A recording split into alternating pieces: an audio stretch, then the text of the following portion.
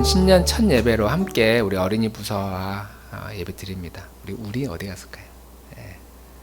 네. 우리 가정에서도 지금 화면 보면서 예배 참석하고 있죠. 우리 오늘 못 나온 재인이, 재민이, 재국이. 네, 저 보이시죠? 네, 보고 있을 거라고 믿고. 우리 예배당에서도 지금 아주 경건한 모습으로 중학생들 아름답습니다. 우리 승찬이 예뻐요. 네.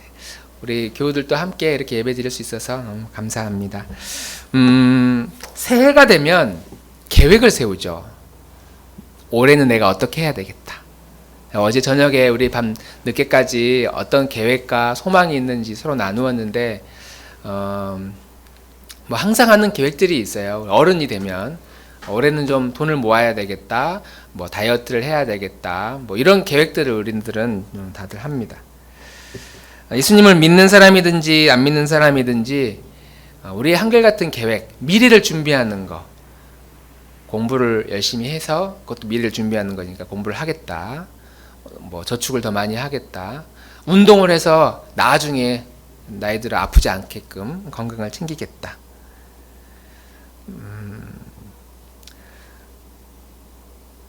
미래를 위해서 우리는 준비를 하면서 살아갑니다. 그런데 인생의 변수가 너무나 많기 때문에 중간에 무슨 일이 일어날지 우리는 알지 못해요. 그래서 계획대로 되는 일들이 별로 없다, 이런 생각들을 나이가 들면 들수록 우리는 많이 합니다. 그냥 너무 삶이 무료하고 힘들어서 좀 놀고 싶어서 친구들과 함께 서울 시내 저녁에 놀러 나갔는데 너무 사람이 많아가지고 그날 사람의 인파에 치여 죽는 사람들도 있죠. 그냥 늘 가던 길 운전하고 그냥 오고 가고 그랬는데 어느 날 가던 길에 화재가 났는데 하필 앞, 뒤 차가 다 막아가지고 도망가지를 못해서 거기에서 세상을 떠난 사람들도 있습니다. 우리에게 흔하게 일어나지 않는 일이지만 우리 주변에 늘상 그런 일들은 반복해서 일어납니다. 그럴 때마다 우리는 무슨 생각하냐면, 야, 미래를 준비하는 일이 뭐가 좀 중요하냐, 오늘을 즐겁게 사는 게 더 중요하다. 워라벨, 웰빙, 이런 거, 오늘을 즐겨야 된다는 생각들을 사람들이 많이 합니다. 이거는 안 믿는 사람들뿐만 아니라 예수님을 믿는 우리 그리스도인들도 자꾸 이런 생각에 우리의 마음을 빼앗긴다라고 말할 수 있습니다. 그런데 예수님을 믿는다고 하는 것은 내가 어떤 길을 이렇게 걸어가는데 그 길을 좀 더 빨리 가냐 늦게 가냐 이게 아니라, 예수님을 믿는다는 건 가던 길의 방향을 바꾸는 것을 의미하죠. 전혀 다른 방향의 길을 걸어가는 것을 말합니다. 근데 이제 문제가 뭐냐면, 나는 태어날 때부터 예수님을 믿었고 그래서 늘 주일이면 교회를 왔고 이 세상을 하나님이 창조했다는 것도 알겠고 그래서 그렇게 믿음으로 살아가는데 여기에서 어떤 인생의 변화를 또 가야 되느냐.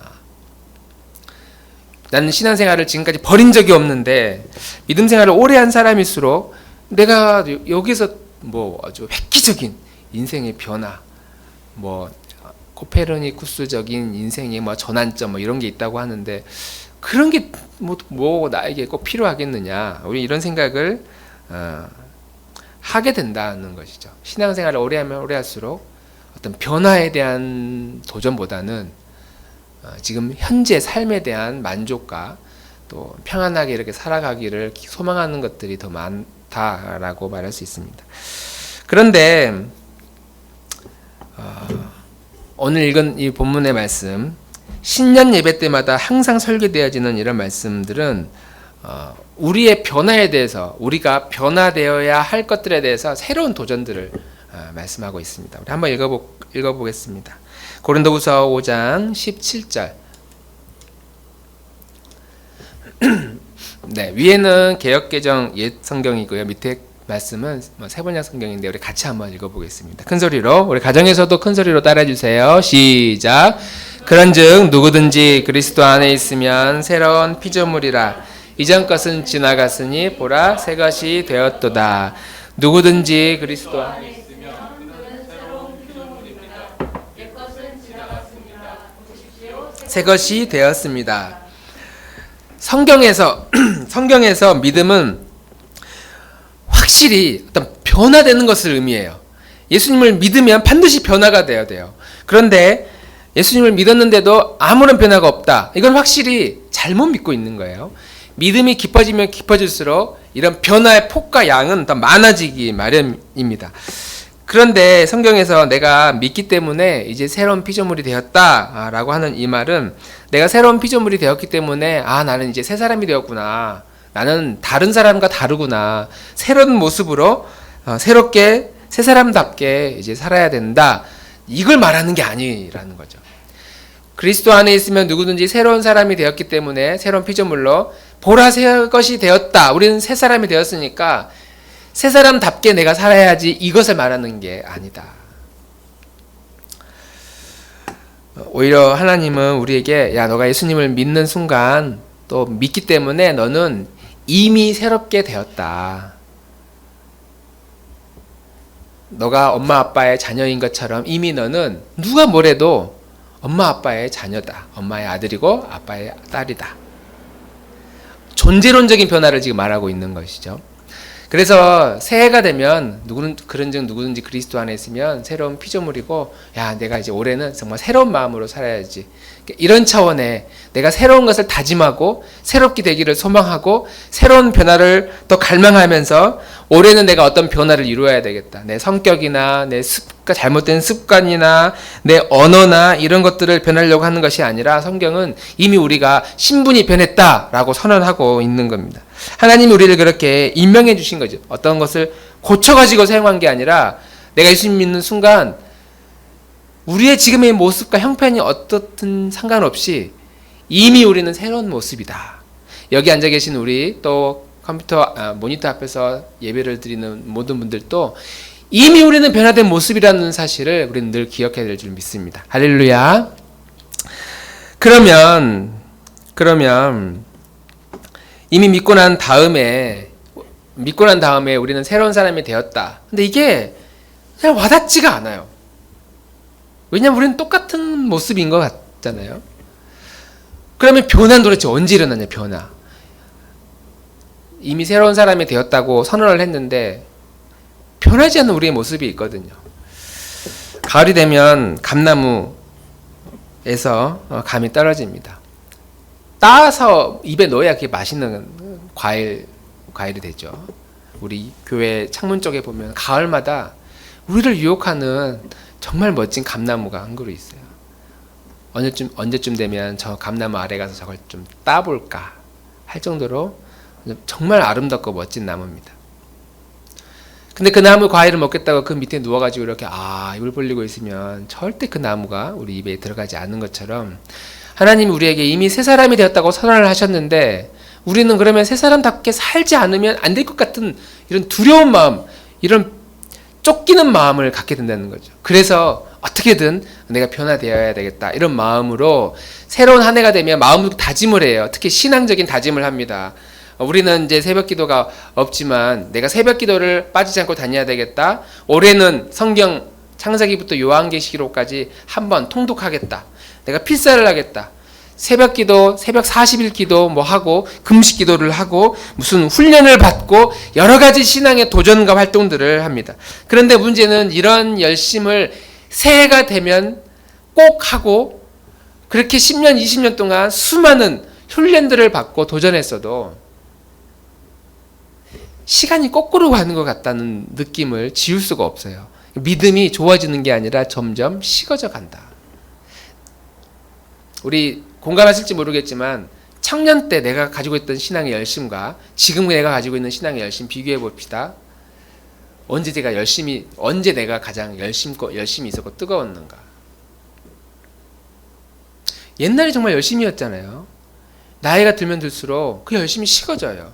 근데 성경은 날마다 새로워진다고 하는데 왜 우리의 신앙의 모습들은 날마다 새로워지는 것이 아니라 오히려 더 퇴보하는 것 같을까? 아무리 신년 예배, 송구의 신예배, 우리 정말 올해는 열심히 한번 해봅시다 라고 도전해도 그의 마지막은 아쉬움만 남고 믿음은 점점 식어져 가는 것 같고 내가 이렇게 신앙생활 하는 게 맞는가? 고민만 우리 마음에 가득 차더라 하는 것이죠.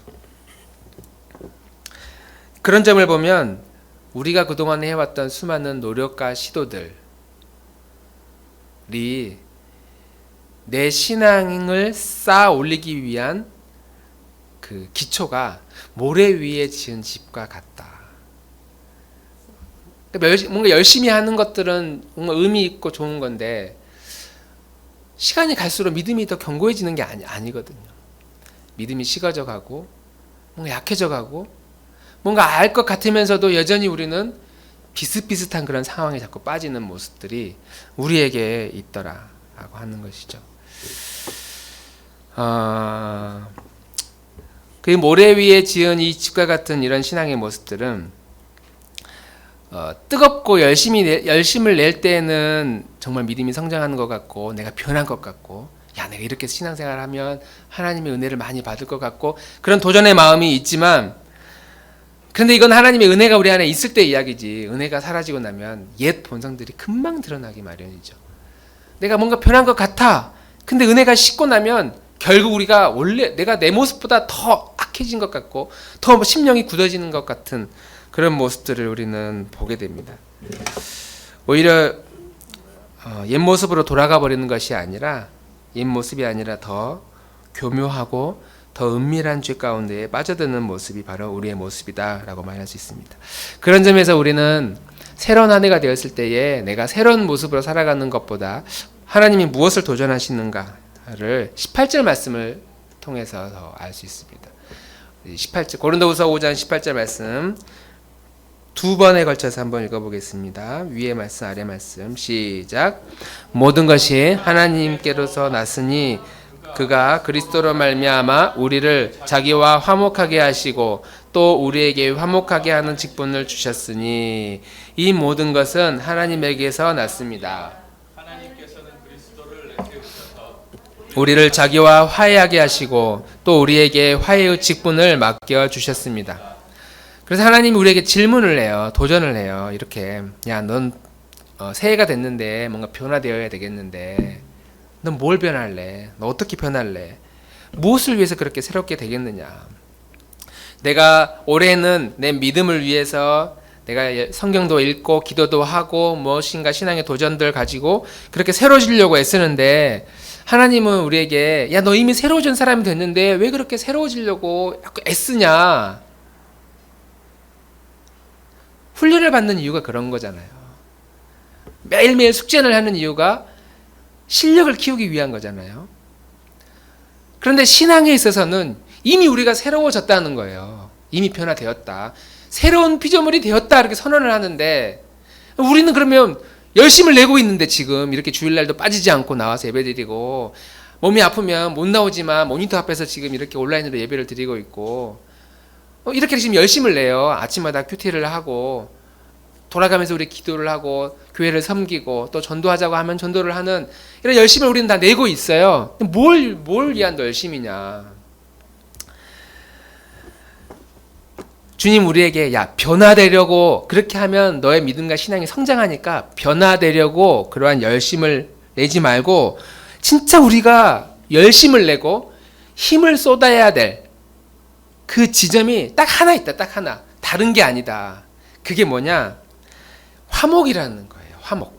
오늘 읽은 18절 말씀에 모든 것이 하나님께로 났으며 그가 그리스도로 말미암아 우리를 자기와 화목하게 하시고 또 우리에게 화목하게 하는 직분을 주셨으니 야 너희는 새로운 피조물이 이미 되었다. 새로운 피조물이 되었는데 그 피조물이 된 새로운 존재로서 우리는 어떻게 살아야 되느냐? 화목하게 살기 위해서 우리를 불렀다는 거죠.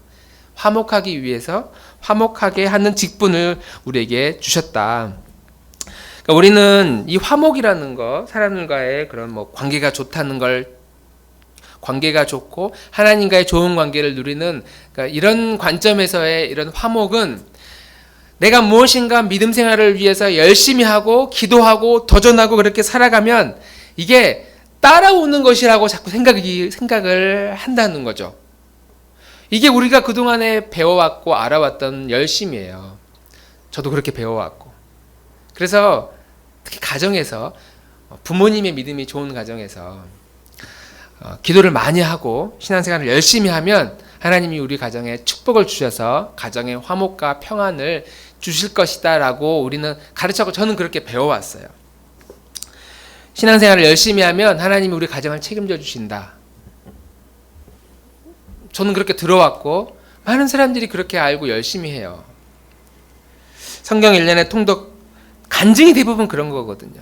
믿음을 지키기 위해서 성경 1년에 통독 몇 번 했더니 전도 내가 몇 명 했더니 하나님이 내가 구하지 않는 것까지 평화도 주시고 가정에 축복도 주시고 물질도 잘 되게 하시고 자식들도 잘 번성하고 남편 사업도 잘 되고 또 무병장수하게 되는 그런 생각들을 우리 믿는 그리스도인들이 가지고 있다는 거죠.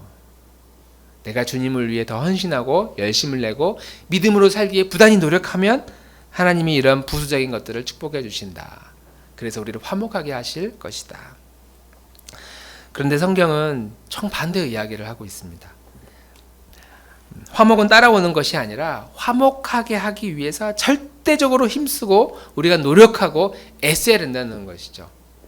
그러니까 순서가 기도를 많이 하면 내가 기도하는 나의 모습을 통해서 하나님이 은혜를 주셔서 우리에게 화목을 선물로 주는 것이 아니라 우리가 화목하기 위해서 애쓰고 열심을 낼 때에 하나님이 우리 안에 무엇을 주시느냐? 기도하지 않으면 견딜 수 없는 마음을 주시는 거죠. 내가 성경을 깨닫고 말씀을 연구하고 진리를 더 탐구하지 않으면 견딜 수 없는 그런 마음을 우리에게 허락해 주신다는 거죠. 아, 내가 훈련 받아야 되는 거야. 내가 더 알아야 되는구나. 왜냐? 우리가 아무리 화목하게 하려고 해도 이게 나의 힘과 나의 의지로 되지 않는다는 것을 경험하기 때문입니다. 야, 너 예수 믿으니까 이제 변화되어야 돼. 너 이제 의로워지고 스스로 믿음으로 멋지게 살아야 돼. 이런 것이 아니라 야, 너 예수 믿으니까 이제 화목하기 위해서 부단히 애쓰는 삶을 살아야 돼. 너 혼자 신앙생활하는 것이 아니라 너를 통해서 너 주위에 있는 모든 사람들과 평화를 누리고 서로 사랑하고 온전히 하나님과 온전한 관계를 맺으며 살아가기를 위해서 우리를 부르셨다는 거예요. 그런 직분을 우리 모두에게 주셨다라고 말씀하고 있는 겁니다. 그런 점에서 예수님의 모습을 보면 참 이해가 돼요. 왜냐? 예수님이 오셔서 가장 비난했던 사람들이 바리새인들이거든요. 바리새인들만큼 법을 안 지킨 사람들이 어디 있습니까? 그 사람들이 헌금을 안 하니까, 기도를 안 합니까? 11조를 안 냅니까? 정말 율법을 지키기 위해 자신들의 경건을 위해서 엄청 노력을 했던 사람들이거든요. 그런데 이런 사람들이 오류에 빠졌어요. 자신들의 함정에 빠진 겁니다. 사람들과의 화평의 관계를 깨트려 버려요. 왜? 우리는 주님을 믿고 하나님을 사랑하기 위해서 이렇게 열심을 냈는데 저 사람들은 11조도 하지 않고 기도도 하지 않고 저 사람들은 온전히 주일 성수도 하지 않는 죄인들입니다. 사람들을 비난하는 도구로 그들이 가진 믿음과 율법과 그런 신앙을 비난하는 도구로 사용했다는 것이죠. 예수님이 가장 분노하면서 화를 내면서 욕을 하면서 비난한 사람들이 바로 이러한 바리새인들입니다.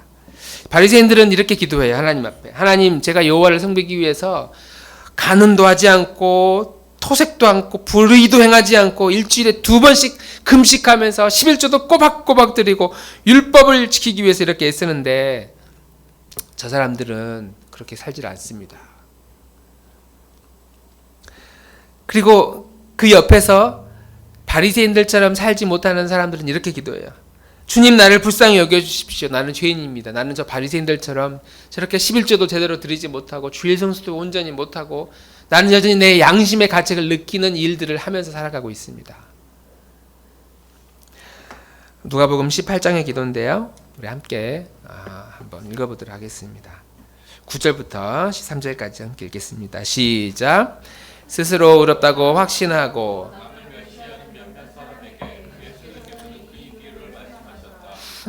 두 사람이 기도하러 성전에 올라갔다. 한 사람은 바리새파 사람이고 다른 한 사람은 세리였다. 바리새파 사람은 서서 혼자 말로 이렇게 기도하였다. 하나님 감사합니다. 나는 남의 것을 빼앗는 자나 불의한 자나 간음하는 자와 같은 다른 사람들과 같지 않으며 더구나 이 세리와는 같지 않습니다. 나는 일해에 2번씩 금식하고 내 모든 소득에 11조를 바칩니다.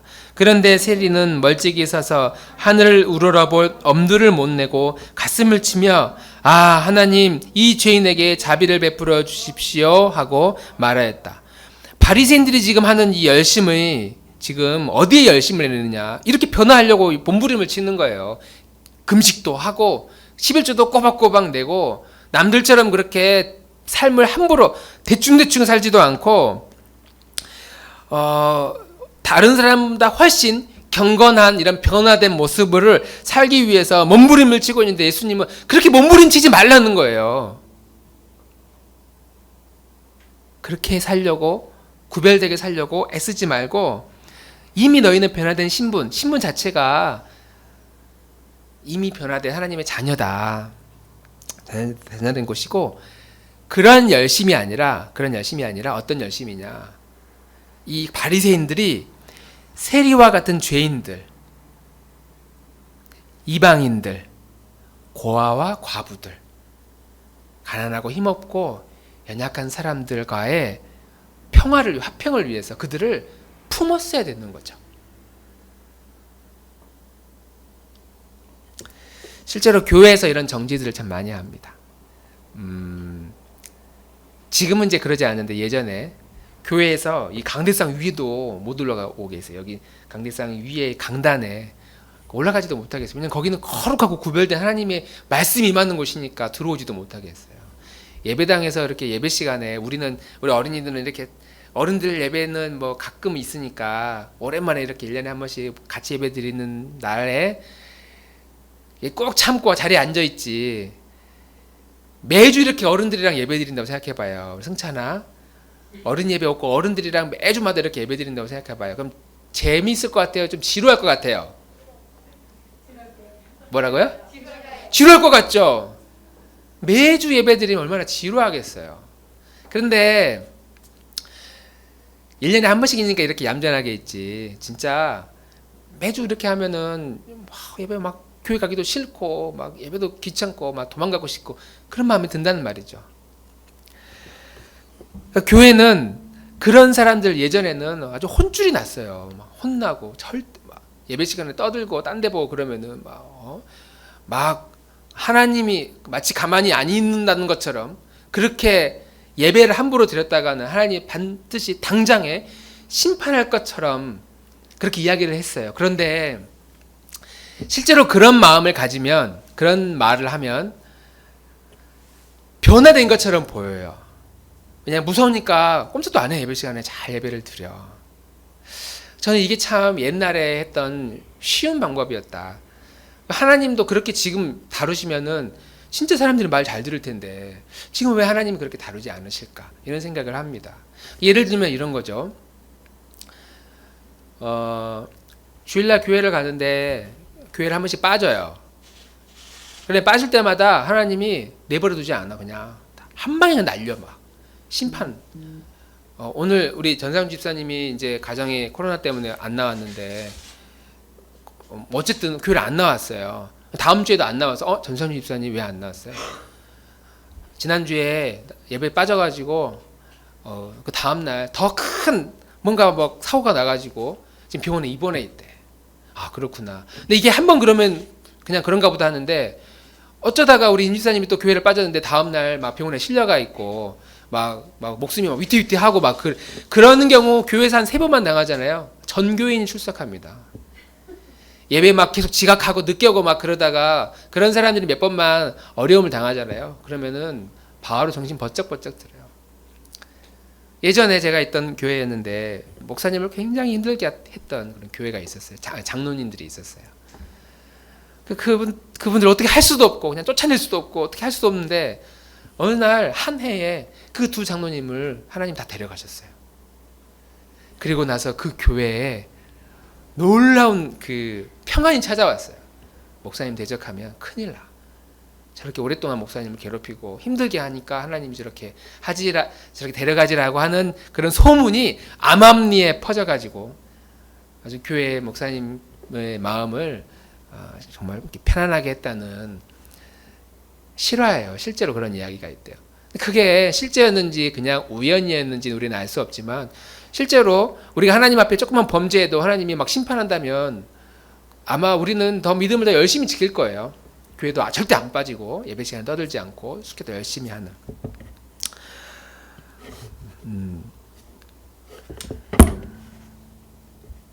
그런데 하나님은 그런 쉬운 방법을 선택하지 않고 평화를 화목을 하기 위해서 정말 어려운 방식으로 우리에게 찾아오셨다는 겁니다. 예수님은 바리새인들을 보면서 바리새인들이 냈던 그런 열심을 칭찬하기는 했지만 그러나 그것을 그걸로 유대 바리새인들이 그걸로 그 율법으로 사람들을 정죄하고 비난하는 그런 모습들을 가장 심각한 죄라고 여겼어요. 바리새인들의 열심은 칭찬했지만 그들의 열심 때문에 자기들처럼 행하지 않는 사람들을 보면서 비난하고 폄하하고 무시하는 그런 태도에 대해서 아주 욕을 했어요. 욕을. 상스러운 욕까지. 독사의 자식들이라고 했는데 오늘날로 하는 욕을 하면은 야이 하는 막 그런 욕을 하신 거예요. 예수님이. 정말 바리새인들이 나쁜 사람들이라고 그렇게 했어요. 성경에서 우리가 새로운 피조물이 되었다라고 하는 것은 새로운 피조물이 되기 위해서 막 발버둥 치고 열심을 내고 노력하고 내가 이렇게 하면은 좀 더 작년보다 또 다른 더 멋있는 더 성장하는 그런 삶을 살 수 있을 것이야 라고 하는 것 그런 모습이 아니라 우리가 정말 열심을 내어야 할 그런 변화는 화목해하는 삶에 대해서 우린 더 마음을 쏟아야 된다라고 하는 것이죠. 하나님이 원하셨던 그런 삶은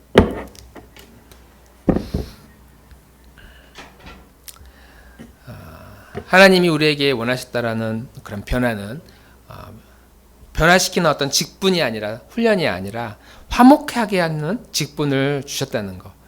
우리 모두 한 사람 한 사람 때문에 나 때문에 나와 관계 맺고 있는 모든 사람들이 화목하게 되는 그런 놀라운 축복을 올 2023년도에 비전으로 삼고 우리의 소망으로 삼고 믿음으로 열심히 달려가는 우리 나드목 교우들이 되기를 간절히 소망합니다. 다윗이 그런 사람이었어요. 다윗이 사울 왕에게 쫓길 때에 그냥 한 칼에 사울 왕을 제거하면 나라에 평안이 찾아와요. 모든 게 끝나요. 그런데도 다윗은 사울 왕을 죽이지 않고 사울 왕을 죽이는 것은 그건 화목이 아니라고 생각을 했던 겁니다. 그리고 그래서 끝까지 사울 왕을 죽이지 않고 하나님께서 해결하시도록 하나님께서 은혜를 주시도록 그렇게 살았습니다. 다윗의 말년에 그의 아들이 쿠데타를 일으킵니다. 압살롬이라고 하는 아들이 전쟁을 일으켜요. 아버지를 죽이겠다고 무장을 해서 총공격을 합니다. 뚜껑이 열릴 일이죠. 아들이 아버지를 죽이겠다고 달려드니까. 그러면 다윗의 입장도 군대를 동원해서 그 아들의 군대를 쓸어버리면 되는데 그렇게 하지를 못해요. 단순히 인간적인 자식이기 때문에 그런 것이 아니라 압살롬만 죽으면 없어지면 모든 나라에 평화가 찾아오는데 그게 제일 편한 일인데 다윗은 이 압살롬을 죽이려고 하지 않는다는 거죠. 왜냐?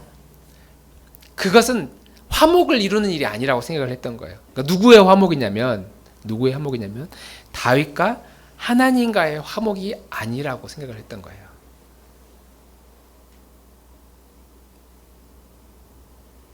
다윗은 하나님께 부르짖으며 회개했어요.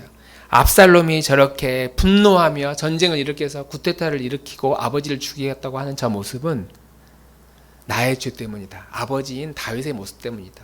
나의 연약함 때문이고 나의 허물 때문에 내 아들이 저렇게 분노하고 전쟁을 일으킨 겁니다. 하나님께 회개해요. 하나님 우리 아들을 긍휼히 여겨주시도록. 그래서 이 전쟁을 진압하러 가는 요압 장군에게 뭐라고 부탁하냐면 내 아들 압살롬을 불쌍히 여겨달라고 이야기를 해요. 왜냐면 근데 압살롬이 죽어야 문제가 끝나는데 잡으러 가는 그 군대를 향해서도 내 아들을 불쌍히 여겨달라고 그렇게 부탁을 할 정도입니다.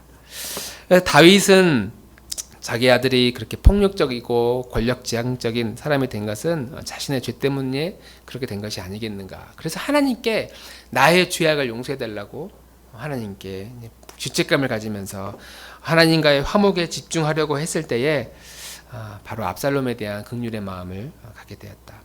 우리의 마음을 분노케 하는 모든 사람들의 마음을 우리는 헤아릴 수 있는 힘은 없는데 우리 한 사람 한 사람이 하나님과의 화목의 관계를 추구하고 꿈꾸고 소망하며 살아갈 때에 긍휼히 여기는 마음을 갖게 되게 하시는 줄 믿습니다. 그런 점에서 우리 그리스도인들은 그동안 열심히 기도하고 또 믿어왔고 또 신앙생활을 하기 위해 힘써왔는데 오히려 우리의 믿음은 과거보다 더 연약해진 것 같고 흔들리는 것 같고 교회의 힘은, 교회의 영향력은 점점 줄어져만 가고 있는 것이 현실입니다. 사람들이 교회를 많이 비난하고 있습니다. 그것은 이 변화된 성도들이 기도를 많이 해서 그런 것이 아니고 더 열심을 내지 못해서 그런 게 아니고 더 신앙생활을 뜨겁게 하지 못해서 그런 것이 아니라 이렇게 새로운 모습이 됐는데 새로운 모습으로 하나님과의 화목의 관계 그리고 이 세상을 화목케 하라는 하나님의 이 직분을 제대로 순종하지 못하고 있었기 때문이다는 것이죠. 오히려 우리는 세상을 비난의 대상으로 삼고 정쟁의 대상으로 삼습니다. 우리는 천국 가는데 야 너희들은 천국 못 가잖아. 이런 식으로 세상을 비난하고 세상을 지옥에나 갈 사람들로 바라보기 때문에 세상과 교회의 관계의 화목이 깨져버리는 것이죠. 하나님의 말씀은 우리에게 이 세상을 비난하고 정죄하라고 주신 것이 아니거든요. 그러라고 인간의 모습으로 예수님께서 이 땅에 오신 것도 아니었습니다. 그렇게 살려고 우리를 위해 피를 흘려주신 것도 아니시죠. 주님이 피를 흘려 우리를 구원해 주신 그 구원의 피는 예수님을 이미 믿어서 하나님의 자녀가 된 우리뿐만 아니라 아직도 하나님 모르는 사람들에게도 그 효력이 여전히 있는, 우리가 사랑해야 되고 품어야 할 그런 사람들이다. 예수님을 모르는 사람에게도 똑같이 적용되어져야 되는 그런 말씀이다. 단지 우리는 조금 더 빨리 부르심을 받았을 뿐이고 그들은 아직 부르심을 받지 않은 그런 연약한 인생이기에 우리는 이 세상을 바라보면서 긍휼히 여기고 불쌍히 여기는 그런 마음을 가져야 된다라고 하는 것이죠. 하나님이 우리를 부르실 때에는 우리를 화목케 하는 자로 부르셨습니다. 새롭게 되는, 날마다 새롭게 되는 자로 부르신 것이 아니라 이미 우리는 새롭게 됐다라고 선언을 했고 그 선언을 이루기 위해서는 우리는 화목케 하는 일에 더욱더 힘써야 할 것이다. 내가 배웠던 훈련으로 누군가를 정죄하는 것이 아니라 내가 알고 있는 신앙의 열심과 기준으로 누군가를 판단하는 것이 아니라 내가 배워왔고 열심을 냈고 누려왔던 모든 이 은혜들이 나 때문에 누군가가 혜택을 받고 나 때문에 누군가가 하나님과의 화목을 이루게 하는 그런 도구로 쓰임받을 수 있도록 그 일을 위해서 우리는 열심히 공부도 하고 일도 하고 더 하나님에 대한 지식도 쌓고 신앙의 열심도 내는 내가 가는 모든 것들, 가는 모든 길 위에 하나님의 평강이 넘치는 우리 축복의 통로가 되는 나들목 식구들이 되기를 주님 이름으로 축복합니다.